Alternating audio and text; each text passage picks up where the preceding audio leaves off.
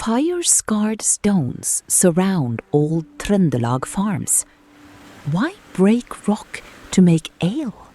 Because the vat was wood. Hot rock carried fire into the liquid. Researchers interpret many deposits as brewing remains from the Viking-Age and earlier. Not every cracked stone proves beer, and the layers preserve no recipe. But the pattern makes a vanished process visible. Before large metal kettles were common, brewers could heat stones in a fire and lower them into mash inside a wooden vessel. The hot rock transferred heat. Repeated heating and cooling cracked it, so each batch added fragments to the discard pile. The ale disappeared. Its broken heating system accumulated. That is the twist. Rubbish became a brewing archive. A drinking horn shows that people serve drink. These scarred stones reveal some of the work that made it. Ale was not only refreshment. Brewing joined grain, fuel, water, and labor, then carried that work into hospitality and feasts. Later, Norwegian law made brewing a serious obligation, a sign of its social weight, not a 9th century diary. Then why does mead dominate the modern picture? Mead was real, but honey was difficult to obtain and costly. Researchers argue that honey drink chiefly belonged to rich and powerful households. For ordinary farm brewing, barley ale left broader practical evidence.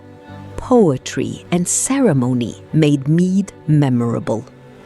At a feast, mead or stronger ale advertised generosity, and who received the cup mattered. Imported wine raised the signal further. Grapes were not a normal Norwegian crop, so wine traveled north as a luxury. Wealthy Norwegian graves also contain imported serving and drinking equipment. The objects cannot name the vanished liquid, but vessel, server, and access to foreign goods could turn drinking into a display of power. Two tempting answers need only a quick correction.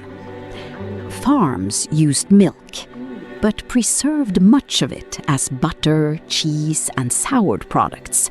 No universal Viking milk drink survives. Nordic berry and honey residues are real, but the famous finds predate the Vikings by centuries. And at sea, the answer changed again.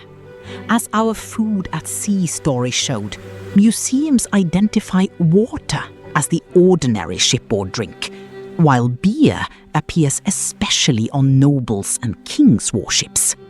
So there is no single Viking tavern menu. There is a chain from labor to status. Broken stones expose brewing work. Ale links farm and feast. Mead and wine mark prestige. Water answers the practical shipboard problem. The most revealing clue is not the drink, because that vanished. It is the discarded stone that survived. What Norwegian Vikings drank changed with place, wealth, and purpose, and the archive stayed underfoot. Next, on an open ship, how did Norwegian Vikings keep themselves and a wool sail functional in cold spray?